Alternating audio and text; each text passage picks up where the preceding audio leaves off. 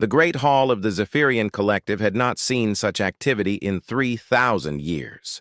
12 different alien species gathered around the massive circular table, their various forms creating an odd mix of shapes and colors. Some floated in special atmosphere bubbles, others stood on multiple legs, and a few hung from the ceiling like living chandeliers. High Arbiter Kethvar called the meeting to order with a deep, rumbling sound that translated through every species' communication device. His 4 eyes scanned the assembled representatives as holographic displays filled the air around them. "We gather today because of a threat," Kethvar announced. "A threat that has been growing for 6,000 of their planetary rotations." The hologram showed a small blue planet spinning slowly in the darkness of space. It looked peaceful and quiet from this distance, with white clouds swirling over green and brown land masses. "This is Sol 3, Kethvar continued, "home to a species that calls themselves humans." A ripple of nervous energy passed through the assembled aliens. They had all heard whispers about this distant world, but few had paid it much attention until now. 6,000 years ago we first detected them, the High Arbiter explained. They were primitive then, living in caves, using simple tools, fighting with sticks and stones. We classified them as non-threatening and moved on to more important matters. The hologram changed to show ancient human settlements.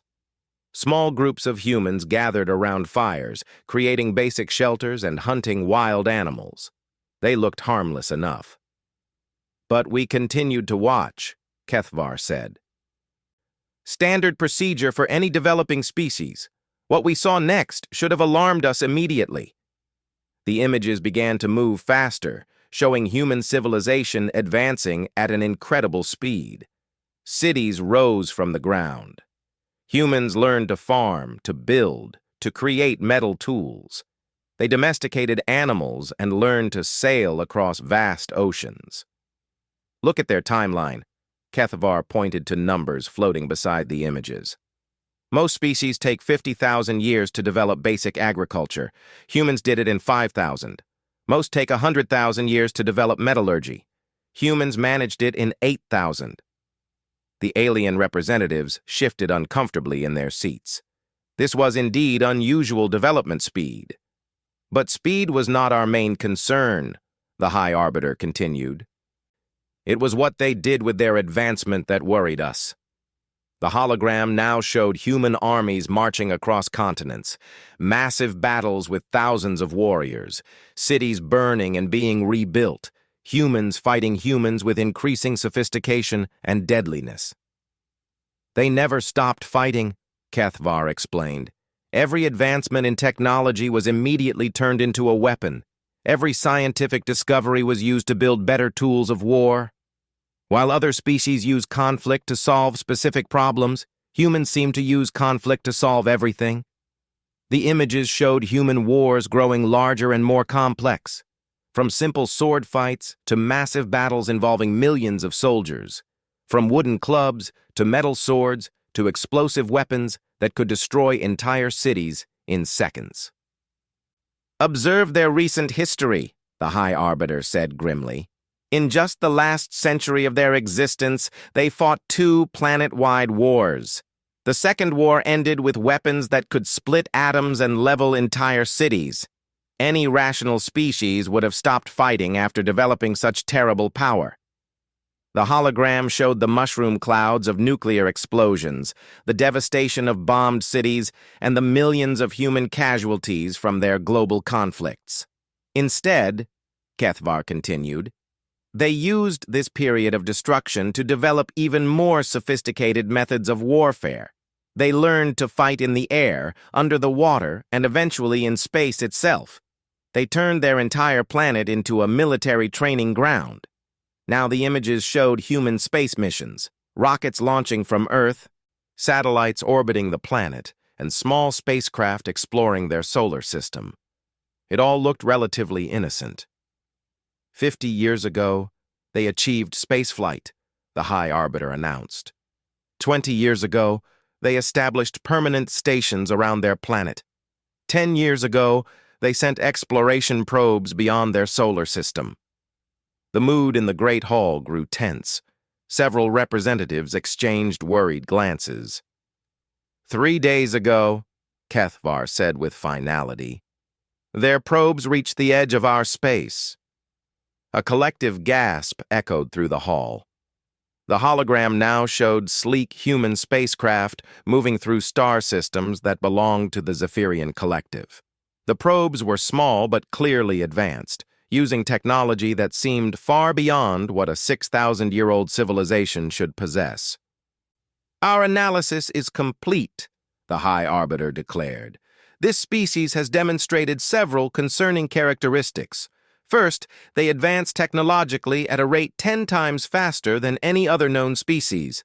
Second, they have never stopped fighting since we began observing them. Third, they turn every piece of technology into a weapon within years of discovering it. He paused to let this information sink in before continuing. Most disturbing of all, they seem to grow stronger through conflict rather than weaker. Every war they fight teaches them new lessons. Every defeat makes them more determined. Every victory makes them more confident. They are not a species that learns from war to avoid future wars. They are a species that learns from war to fight better wars. The hologram showed human recovery after their major conflicts. Cities rebuilt larger and stronger than before. Armies reorganized with better tactics and weapons. Technologies developed during wartime being used to improve civilian life, which in turn supported larger and more capable militaries. The conclusion is obvious, Kethvar announced. Humanity is a species born for conquest. They have spent 6,000 years preparing for war, and now they are reaching into our space. If we wait for them to establish themselves among the stars, they will become unstoppable. The representatives looked at each other with growing alarm. The evidence was overwhelming. Humans were not like other species. They were something new and dangerous. I call for a vote, the High Arbiter declared. All in favor of immediate action to eliminate the human threat before it can spread beyond their home system? One by one, all 12 representatives raised their appendages, tentacles, or other voting organs. The decision was unanimous. Then it is decided, Kethvar announced with grim satisfaction. We will mobilize our combined fleets immediately. The humans will be given one chance to surrender peacefully. If they refuse, we will demonstrate why the Zephyrian Collective has maintained peace in this galaxy for 100,000 years. The Great Hall filled with the sounds of preparation as representatives began contacting their home worlds. None of them imagined that their careful, logical decision would soon become the source of great amusement to the very species they sought to destroy. Admiral Sarah Chen was enjoying her morning coffee when the communication console on Terra Prima Station began flashing with an incoming priority message. The orbital defense station had been her home for 3 years, and she had grown to love the quiet morning hours when Earth rotated into view below. Admiral, called Lieutenant Rodriguez from the communication station, we're receiving a transmission on all frequencies. It's definitely not human. Chen set down her coffee mug and walked over to the console. Put it through, Lieutenant. The main display filled with an image of a tall, four-eyed alien creature standing in what appeared to be a formal chamber. The being spoke in a deep, rumbling voice that the translation software converted into perfect English. Primitive species of Sol 3, the alien declared. Your expansion into civilized space ends here. You have 72 standard time units to surrender your planet and submit to relocation. Refuse and face annihilation by forces beyond your comprehension. This is your only warning. The transmission ended abruptly, leaving the bridge crew staring at a blank screen. For several seconds, nobody moved or spoke. Then Admiral Chen began to laugh. It started as a quiet chuckle but quickly grew into full, hearty laughter that echoed through the bridge. Soon, Lieutenant Rodriguez was snickering. Then Sergeant Murphy joined in from the tactical station. Within minutes, the entire bridge crew was laughing so hard that tears were streaming down their faces. Did they just... Chen gasped between fits of laughter. Did they just give us 3 days to surrender? 3 days, Rodriguez wheezed. As if we need 3 days to decide whether to fight aliens. Chen wiped her eyes and tried to regain her composure. Rodriguez, patch this through to Earth Command immediately. Send it to everyone. Military, civilian, government, news networks. Mark it as entertainment value maximum. Yes, ma'am, Rodriguez replied, still grinning widely. Within an hour, the Alien Ultimatum was the most watched video on every social media platform on Earth. The response was immediate and overwhelming, and not at all what the aliens had probably expected. On Earth, President Martinez was in the middle of a budget meeting when his assistant burst through the door with a tablet computer. "Mr. President," she said breathlessly, "you need to see this. It's gone viral in the last 30 minutes. Martinez took the tablet and watched the alien transmission. His expression shifted from confusion to surprise to barely contained amusement. "They're serious about this?" he asked. "Completely serious, sir. Our xenobiology experts confirm the transmission is genuine alien origin. And they want us to surrender in 3 days?" 72 hours, yes, sir." Martinez handed back the tablet and shook his head in amazement. "Cancel the budget meeting, call an emergency session of the Global Defense Council, and tell them to bring their sense of humor. They're going to need it." Meanwhile, on social media, humanity was having the time of its collective life. Memes began appearing within minutes of the transmission going public. Pictures of humans pointing at their calendars with captions like, "Aliens, you have 72 hours. Humans, but I'm busy Thursday," filled the internet. The hashtag Alien War Challenge began trending as humans posted increasingly ridiculous videos of themselves preparing for the invasion. One teenager posted a video of himself putting on mismatched socks with the caption, "Ready for Intergalactic War." Another showed a grandmother sharpening her knitting needles while declaring, "Come at me, space bugs!" Late-night television hosts had a field day. On The Tonight Show, the host opened his monologue by saying, "So aliens declared war on Earth today. I guess they didn't get the memo that we're already at war with ourselves about everything, and we're winning." The Global Defense Council's emergency session, scheduled for the next morning, became the most entertaining government meeting in human history. Representatives from every nation gathered virtually, and many were visibly trying not to laugh as they discussed the threat. "Let me get this straight," said the representative from Brazil, reading from her notes. "They've been watching us for 6,000 years and they just now decided we're dangerous?" "That's what the transmission indicated," confirmed General Harrison, head of Earth's Unified Military Command. 6,000 years, repeated the German representative. "That means they were watching us when we were still figuring out how to make bronze tools." "And they waited until now to be concerned?" added the Japanese representative. "What were they doing for the last 6,000 years? Taking really long coffee breaks?" The laughter that followed was so loud that several representatives had to mute their microphones. All right, President Martinez called for order. "We need to take this seriously, even if they've made it difficult to do so.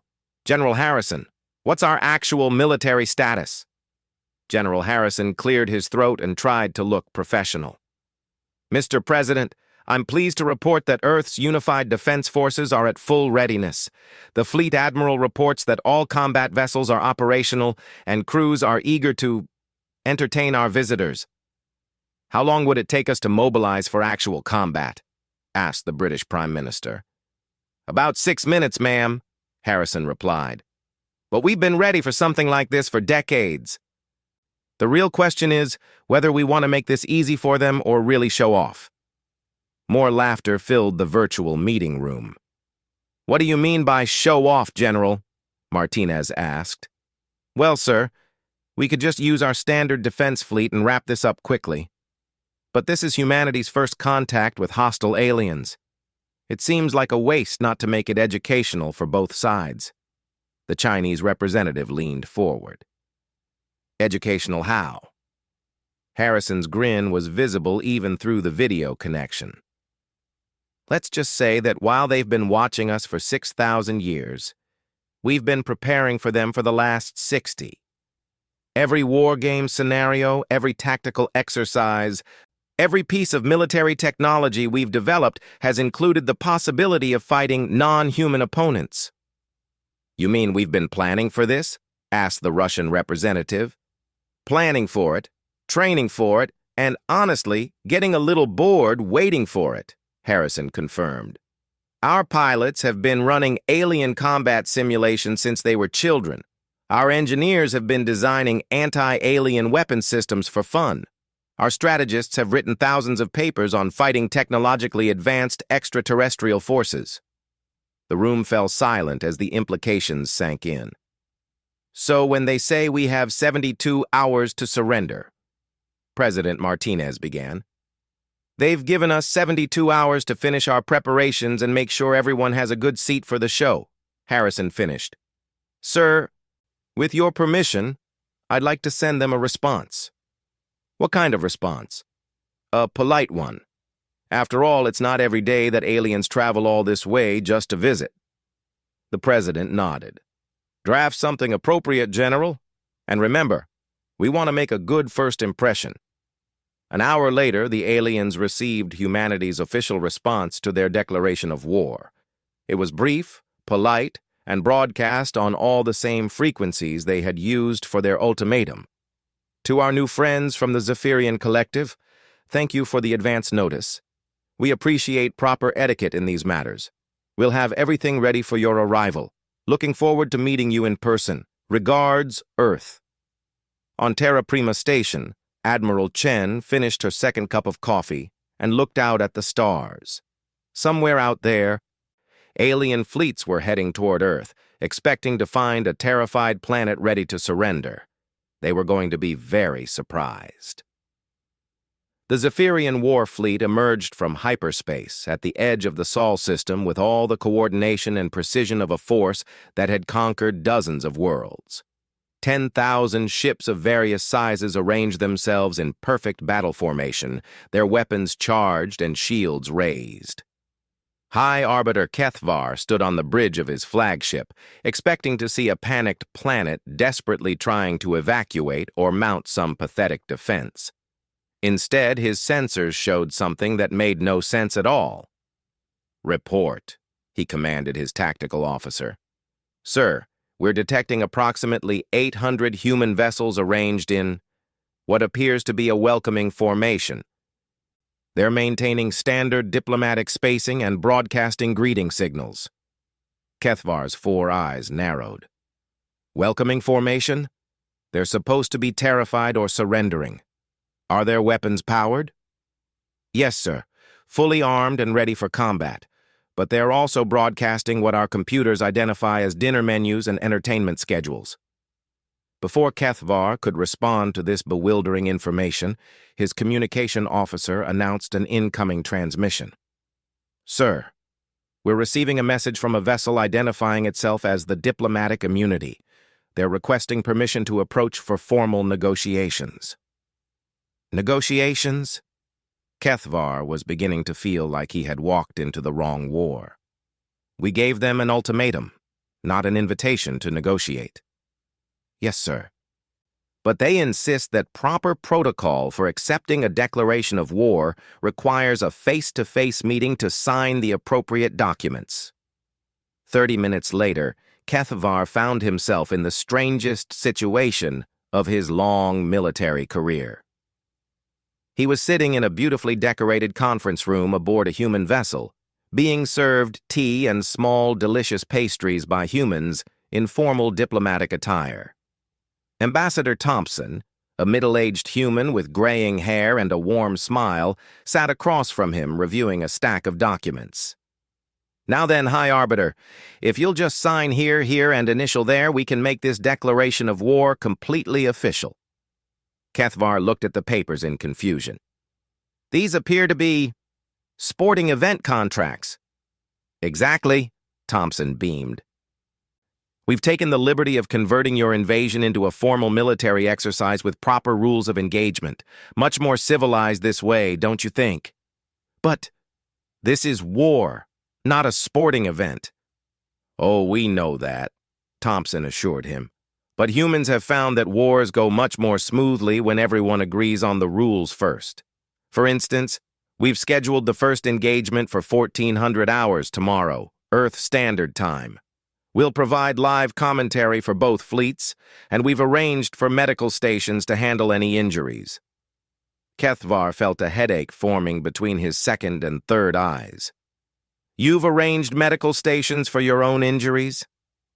And yours, of course, Thompson replied cheerfully. It would be terribly rude not to. We've also prepared cultural exchange programs for any prisoners of war. Assuming you're interested in human cuisine and entertainment, our chefs are particularly excited to cook for alien palates. 2 hours later, Kethvar found himself back on his flagship, having somehow agreed to a civilized war with scheduled battle times, referee ships, and a formal surrender ceremony planned for the following week. He wasn't entirely sure how it had happened. Sir, his tactical officer reported, the first engagement is scheduled to begin in 1 hour. The humans have requested that we start with a small skirmish between patrol groups to warm up both fleets. Fine, Kethvar growled. Maybe once we start destroying their ships, they'll take this seriously. The first skirmish was unlike anything in Zephyrian military history. It began with a polite radio message from the human squadron leader. Good afternoon, Zephyrian Patrol Group 7. Beautiful day for a space battle, isn't it? Just so you know, we're not taking any of this personally. Hope you feel the same way. The engagement that followed left the aliens completely baffled. Human fighters moved in ways that should have torn their ships apart, performing impossible maneuvers that defied everything the Zephyrians knew about physics and engineering. Entire squadrons would disappear from sensors only to reappear behind enemy lines, attacking with precise surgical strikes before vanishing again. But the most unsettling thing was the constant radio chatter. Human pilots seemed to be having a casual conversation while fighting for their lives. Nice try on that plasma burst, Zephyrian 6. Almost got me there. Hey, watch out for that asteroid field. Wouldn't want you to scratch your paint job. Beautiful ship you've got there. Who designed your hull patterns? Very artistic. When the Zephyrians finally managed to destroy a human fighter, they expected triumphant revenge or desperate retreat from the other humans. Instead, they got congratulations. Good shot. That was a perfect targeting solution. Jenkins owes me 50 credits. I told him you guys were better than your reputation suggested. The destroyed human ship was immediately replaced by a new one that seemed even more advanced than the last, and the new pilot was just as friendly as his predecessor.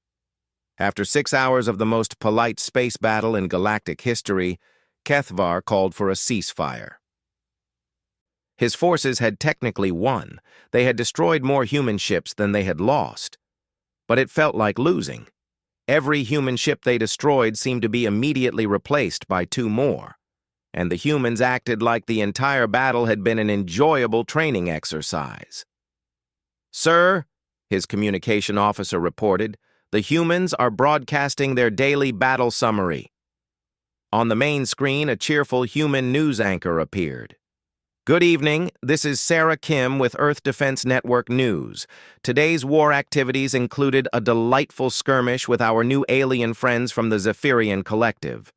Initial reports indicate excellent sportsmanship from both sides, with particularly impressive tactical displays from the alien fleet.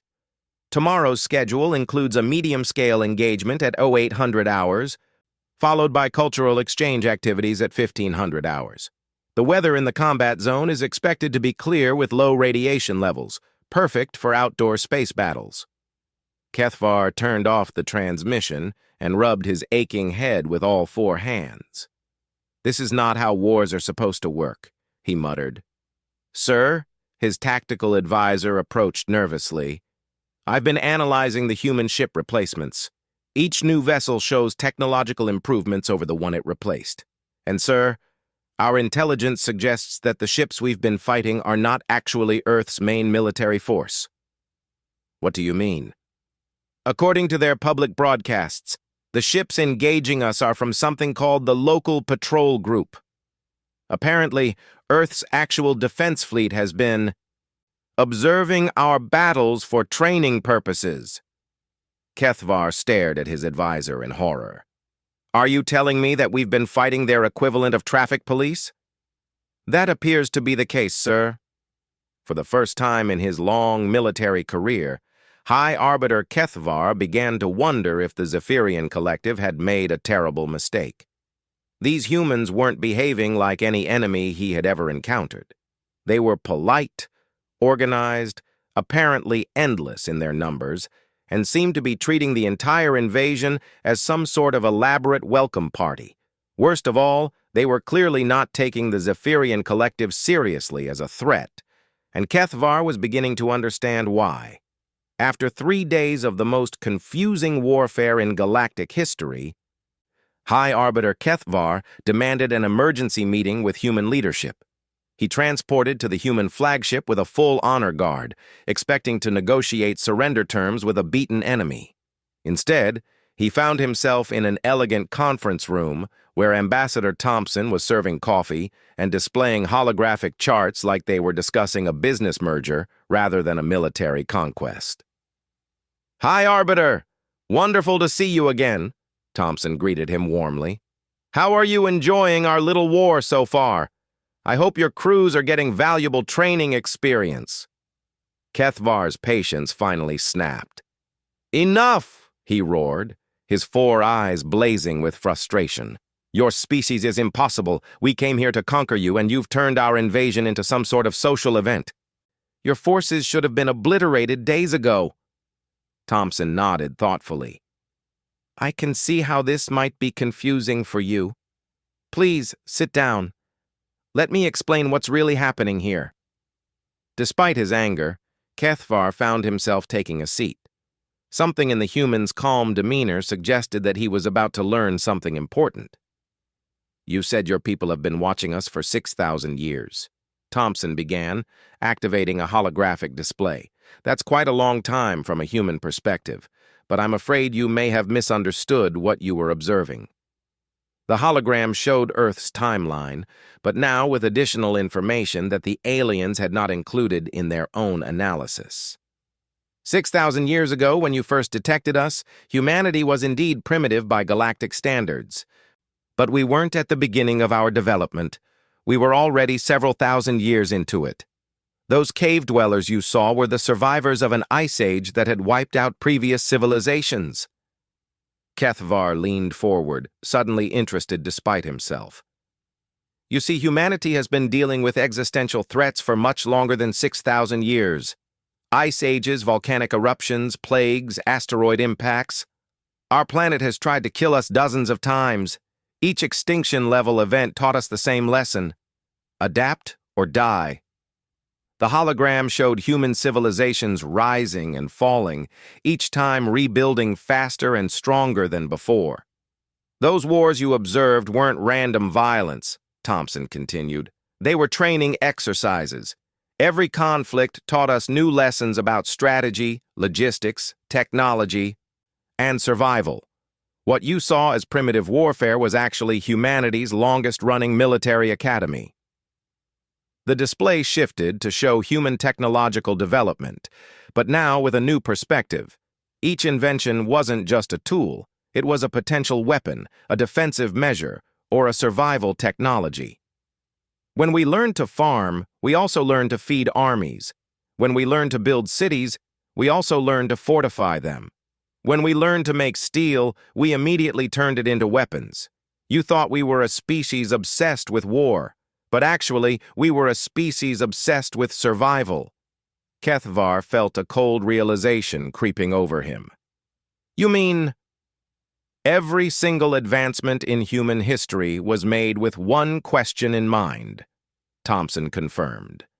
How does this help us survive the next threat? And for the last 60 years, that threat has been the possibility of hostile alien contact. The hologram now showed human space development, but from an entirely different angle than the Zephyrians had considered. When we achieved spaceflight, we didn't just explore our solar system for scientific knowledge. We built it into a fortress. Every space station, every mining colony, every research outpost was designed with defensive capabilities. We turned our entire solar system into a military installation disguised as civilian infrastructure. Thompson gestured to the data flowing across the holographic display. Those exploration probes that triggered your invasion? They weren't random exploration missions. They were specifically designed to make contact with galactic civilizations. We wanted to meet our neighbors. But why? Kethvar demanded.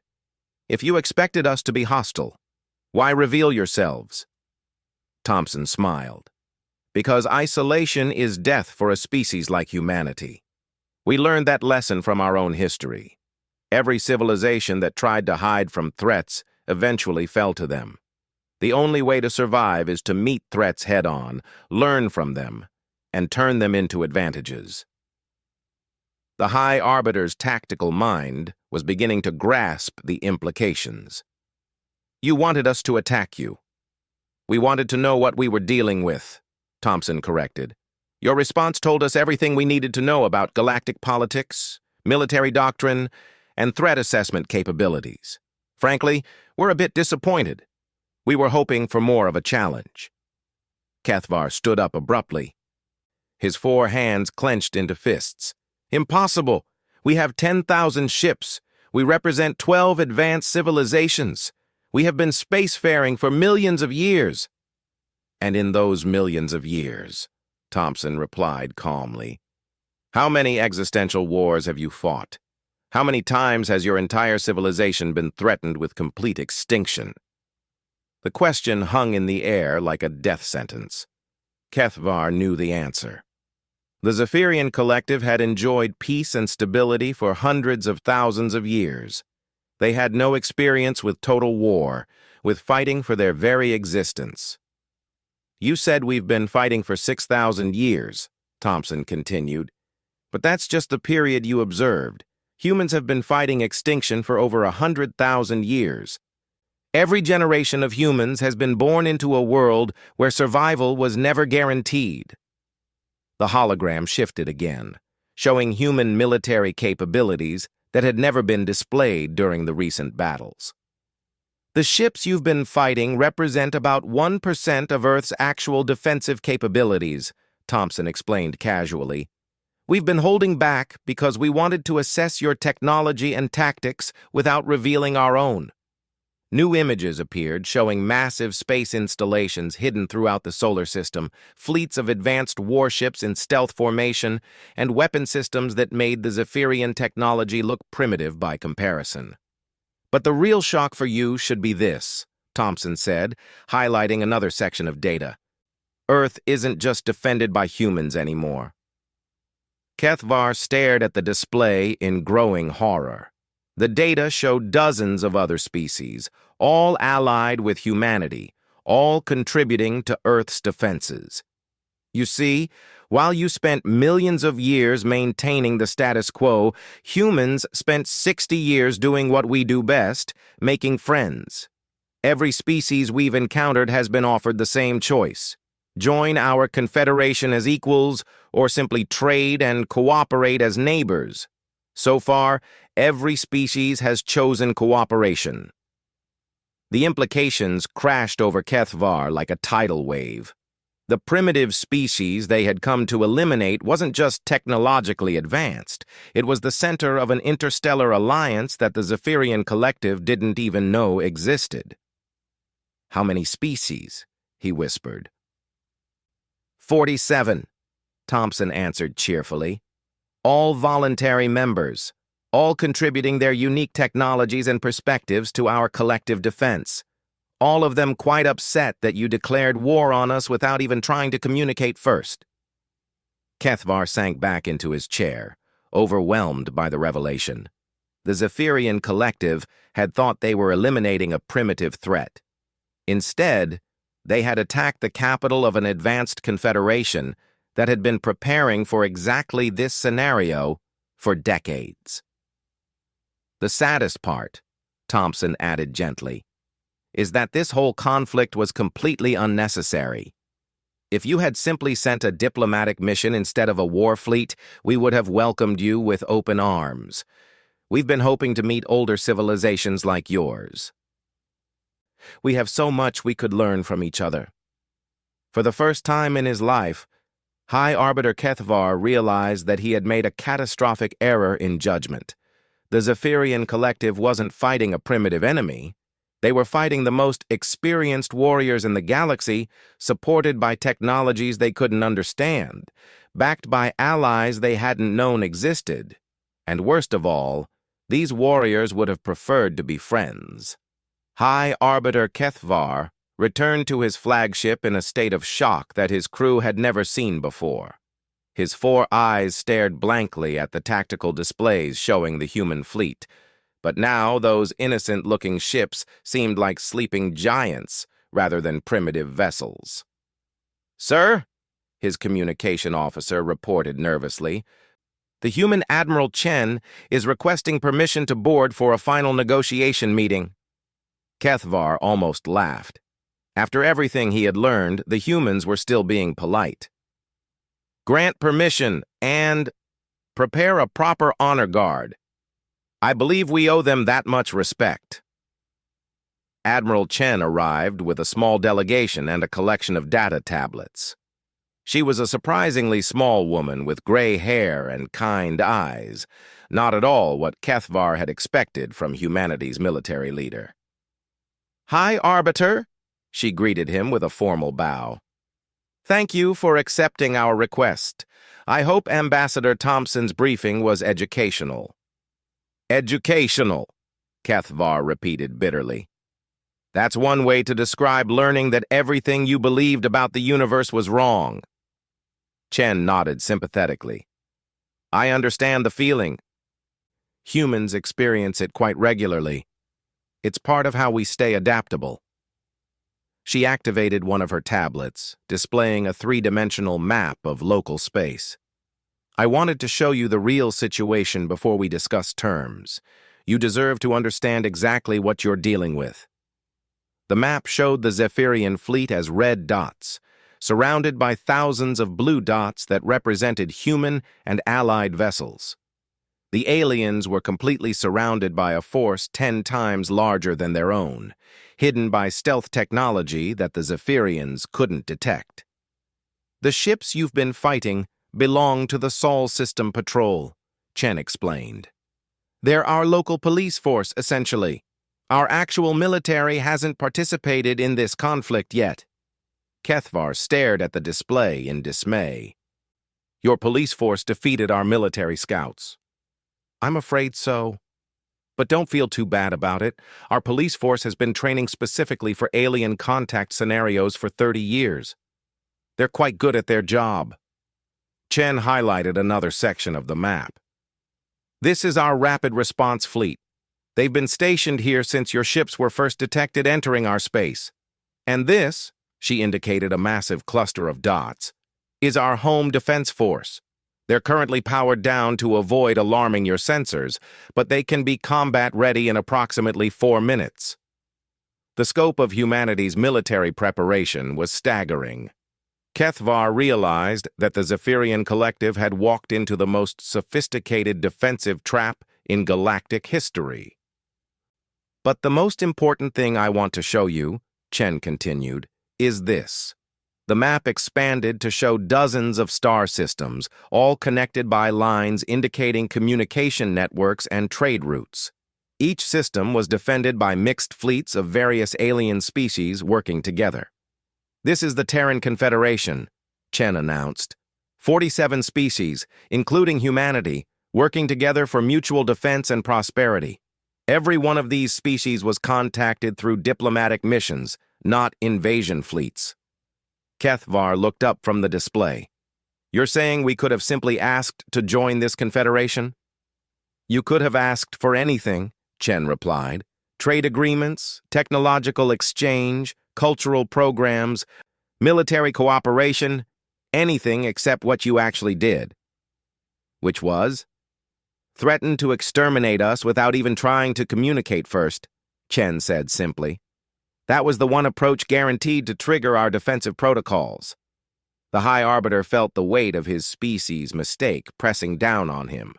The Zephyrian Collective had managed to choose the only possible course of action that would turn humanity from potential allies into active enemies. What happens now? He asked quietly.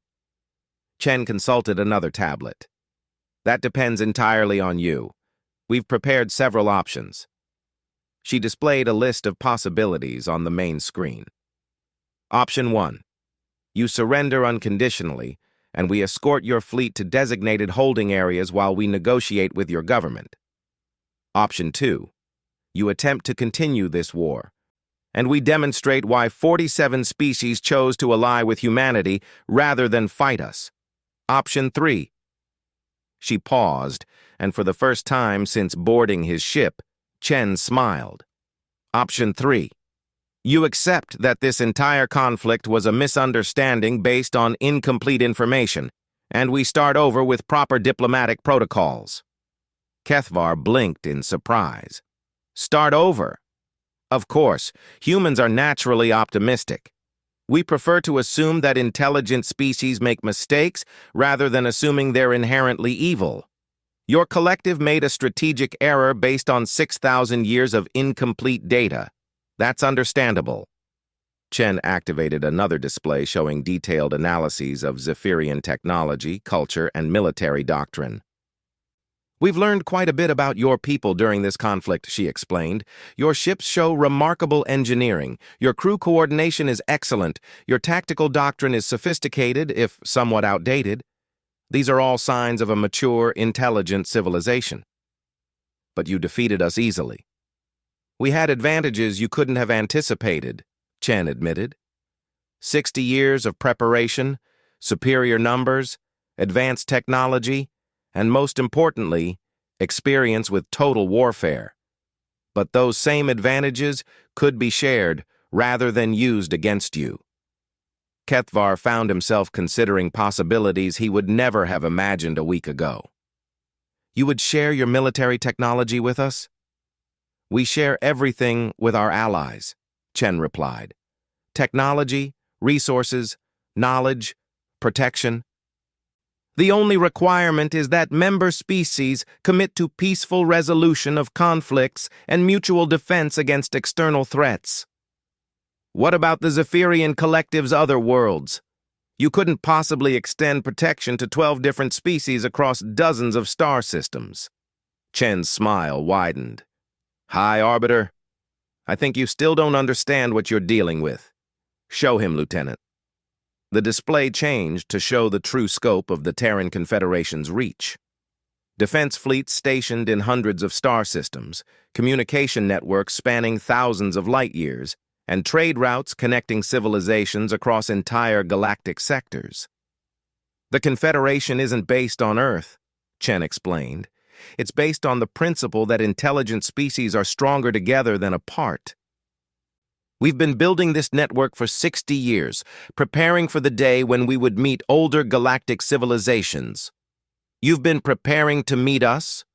We've been preparing to meet someone like you, yes. Advanced species with established territories and sophisticated technology. We always hoped that first contact would be peaceful, but we prepared for the possibility that it wouldn't be. Kethvar looked around his bridge, seeing his crew listening intently to the conversation. They all understood the implications. The Zephyrian Collective could continue this war and face certain defeat, or they could accept humanity's offer and gain access to technologies and alliances beyond their wildest dreams. If we agreed to join this confederation, he asked carefully, what would be required of us? The same thing required of everyone, Chen replied. Peaceful coexistence, mutual defense, and contribution to the collective good according to your abilities. In your case, Your experience with large-scale fleet operations would be incredibly valuable. We've been looking for partners who could help us improve our coordination across multiple star systems. The offer was more generous than any defeated enemy had a right to expect. And Kethvar was beginning to understand that this generosity wasn't weakness, it was strategy. Humans had built their confederation by turning enemies into allies, and they were offering the same opportunity to the Zephyrians. I would need to consult with the other members of our collective, he said finally. Of course, Chen agreed. Take all the time you need. In the meantime, we'd be honored to host diplomatic missions from your various worlds. We're particularly interested in learning about your historical achievements and cultural developments. 3 hours later, Kethvar found himself signing a formal ceasefire agreement in the same conference room where this bizarre war had begun. Ambassador Thompson was there again, still serving tea and pastries, still treating the entire situation like a social gathering rather than a military negotiation. You know, Thompson said as Kethvar signed the final document, this worked out exactly as we hoped it would. Kethvar looked up sharply. You planned this? Not the war itself, Thompson clarified. But we knew that any first contact scenario would probably involve some kind of conflict. Humans have never met a problem we couldn't solve by either befriending it or defeating it. Usually befriending works better, but sometimes you have to prove you can fight before other species take your friendship offers seriously. The High Arbiter set down his stylus and stared at the human diplomat. Are you telling me that this entire war was a job interview? Thompson's grin was answer enough. 6 months later, the Zephyrian Collective officially joined the Terran Confederation as its 48th member species. High Arbiter Kethvar, now serving as coordinator of fleet operations for the Confederation's Outer Rim territories, often looked back on the events that had led to this alliance. Humans, he had learned, approached everything, even war, as an opportunity to make friends. It was perhaps the most terrifying and wonderful thing about them. And in the end, their amusement at the Zephyrian declaration of war had been completely justified. After all, you can't threaten someone with war when they've been preparing for exactly that conversation for 6,000 years, and hoping it would end with everyone sitting down for tea and becoming allies. Humans, Kethvar reflected, were definitely the strangest species in the galaxy, but they were also the best friends anyone could ask for.